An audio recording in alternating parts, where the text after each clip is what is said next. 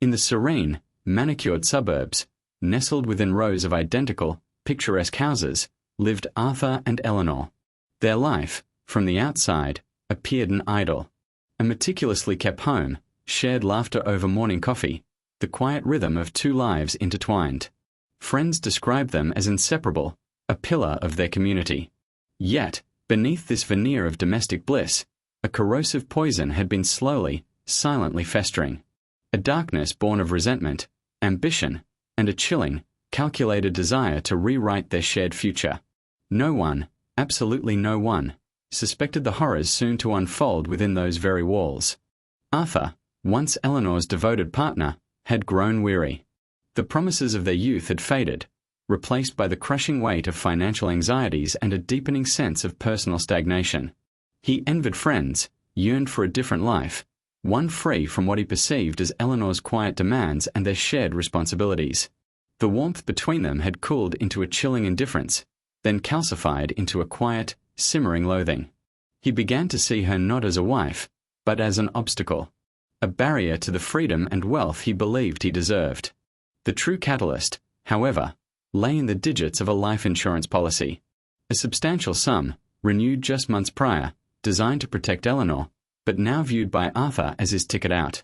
It was a sum large enough to erase debt, start anew, and perhaps, finally achieve the life he felt he'd been denied. The calculations began subtly, almost subconsciously at first. Then, they solidified into a cold, logical blueprint within his mind. He rationalized it, twisted morality until the unthinkable became not just an option, but a solution. The solution to all his problems. His plan was meticulous, cold, and calculated. He studied, observed, and waited. The perfect window of opportunity. An evening when Eleanor would be alone, when neighbors would be away, when the alibi he'd carefully constructed would hold. He rehearsed scenarios in his mind, tracing every step, every movement, every detail of the horrific act he intended to commit. The goal, to make it look like an accident. A tragic fall, a desperate intruder, anything but the deliberate malice festering within his own heart. The stage was set, the curtains slowly rising. The chosen night arrived, cloaked in an unsettling quiet. Eleanor, unsuspecting, prepared for an evening alone, Arthur having announced he would be working late. He ensured her wineglass was full, her favorite show on television. A final, insidious gesture of false care. He left, only to return minutes later, entering through the back door he had deliberately left unlocked earlier that day. His heart, he noted with a chilling detachment, barely registered a beat faster. The air was heavy, charged with a horrifying inevitability. The moment of no return had arrived. He found her in the living room, relaxed, unsuspecting. With a sickening thud, he struck.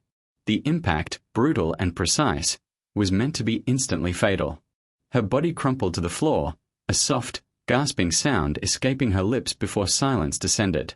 Arthur stood over her, breathing heavily, a strange mix of terror and grim satisfaction washing over him. This was it. The end of the life he despised, the beginning of his freedom. He waited, listened intently. No movement, no sound, just the echoing emptiness of the house, now seemingly cleansed of her presence. He was certain. Moments stretched into minutes. Arthur, still trembling, forced himself to breathe, to regain control. He checked for a pulse, a perfunctory, almost ritualistic gesture. Nothing. He held his hand to her mouth, feeling for the faintest wisp of breath. Again, nothing. The silence in the house was absolute, thick and heavy, punctuated only by the frantic beat of his own heart. He told himself it was done. Eleanor was gone. The plan, horrifying as it was, had been executed. He was free. A wave of sick relief washed over him, momentarily eclipsing the raw terror. Now, the next phase. The meticulously planned cover-up. He began to move her, to arrange the scene to suggest an accident. A fall down the stairs, perhaps, a stumble leading to a fatal head injury. He carefully wiped down surfaces, removed any trace of his presence, his actions precise and methodical despite the internal tremor that still racked his body. He knew he had to be flawless. One mistake, one overlooked detail, could unravel everything. His future, his freedom, depended on the absolute perfection of this macabre performance. He worked quickly, efficiently. He was almost finished. The scene was nearly perfect, ready for discovery. As he made one final adjustment, moving a piece of fallen furniture to complete the illusion, he paused. A flicker. Something registered at the periphery of his vision. He dismissed it as his imagination, a trick of the light, or perhaps the lingering adrenaline distorting his senses. He blinked, shook his head, and continued. Yet, the unsettling feeling persisted. A tiny, almost imperceptible detail, out of place in the carefully orchestrated stillness. A seed of doubt, planted. Then, it happened again. It was her finger. Her right index finger. A tiny, involuntary twitch. A barely perceptible movement against the otherwise rigid stillness of her hand. Arthur froze. Every nerve ending in his body screamed. His breath hitched in his throat, and the world seemed to tilt on its axis. He stared, wide-eyed, disbelieving, praying it was a phantom. But then, a faint, almost imperceptible tremor ran through her arm. It wasn't a trick of the light. It wasn't his imagination. Eleanor was still alive. The reality crashed down on him with the force of a tidal wave. The carefully constructed facade of his calm, calculated self shattered instantly. Panic, raw and visceral, seized him. A cold sweat drenched his body. This was not part of the plan. This was impossible. He had checked. He had been so sure. The realization hit him like a physical blow. His entire scheme, his future, was collapsing around him. A living witness. A conscious mind.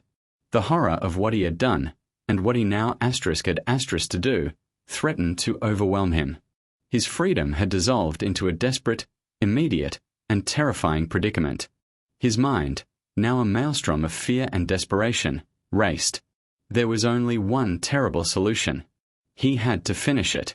He couldn't leave her to wake, to identify him, to testify. His hand instinctively reached for the closest object, a heavy, ornate brass candelabra resting on the mantelpiece. His grip was shaky, but his resolve, born of terror, was absolute. He raised it, his eyes fixed on Eleanor's inert form, a silent plea for death already forming on his lips. This time, he would make sure. This time, there would be no doubt, no twitch, no hope of survival. But Eleanor, against all odds, was not entirely inert.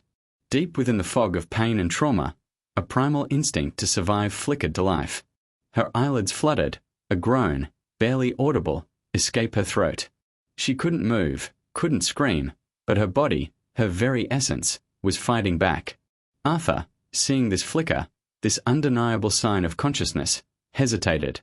That momentary delay, that fraction of a second, would prove to be the most critical in both their lives. It was the universe's own brutal intervention, a final, desperate chance. Just as Arthur's arm began its descent, a jarring sound shattered the suffocating silence.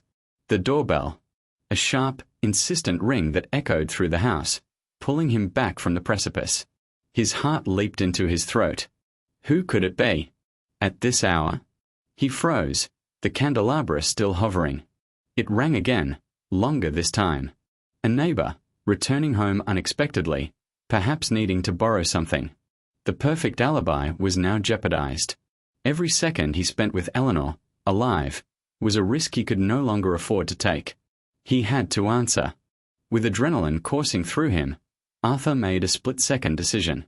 He dropped the candelabra with a soft clatter, hidden behind the sofa. He had to appear normal, composed. He quickly wiped his brow, straightened his clothes, and forced a neutral expression onto his terror-stricken face.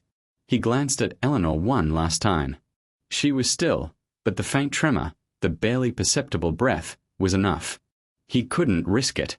He couldn't finish it, not now. The doorbell insisted again. He walked to the door, his heart hammering, leaving his wife, barely clinging to life, behind. It was Mrs. Henderson, their elderly neighbor, concerned about a strange light she'd seen earlier. Arthur, feigning surprise and slight annoyance, assured her everything was fine. He'd just dropped something. His voice, though strained, held. He spoke for a few uncomfortable minutes, desperately trying to appear normal, his mind racing, listening for any sound from the living room. Mrs. Henderson, satisfied, eventually left.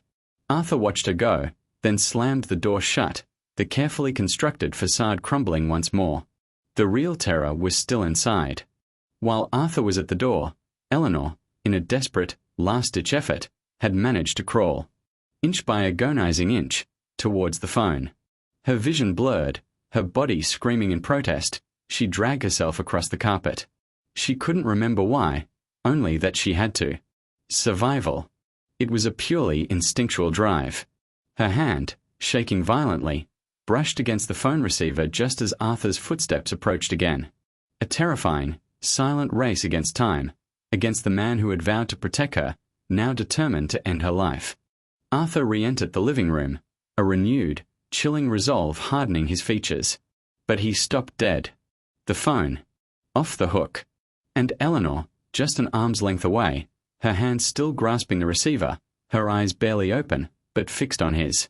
In that moment, he saw not a victim, but an accuser. Her gaze, though weak, spoke volumes. He lunged, but it was too late. A garbled, desperate whisper had already escaped, followed by the faint crackle of an operator's voice. Help was on its way. The game was over. Police arrived within minutes. Arthur, still in a state of shock and disbelief, was apprehended without resistance, his carefully constructed alibis crumbling under the weight of his own panic. Eleanor was rushed to the hospital, her life hanging by the thinnest of threads. Against all odds, she survived. Her testimony, though delivered from a hospital bed, was clear, concise, and damning. The quiet suburban home, once a symbol of domestic bliss, became a crime scene. A place where unthinkable evil almost triumphed, but was ultimately thwarted by a single, involuntary twitch. Arthur was swiftly tried and convicted, his plea of innocence shattered by overwhelming evidence and Eleanor's powerful testimony. He received a life sentence, a desolate future in stark contrast to the freedom he had so ruthlessly sought. For Eleanor, the road to physical and emotional recovery was arduous and long. But she walked it, step by painful step, a living testament to resilience. Her survival, against such unimaginable betrayal and brutality, transformed her from a victim into a symbol of enduring strength, a beacon of hope in the darkest of human stories. She rebuilt her life, a survivor in every sense of the word.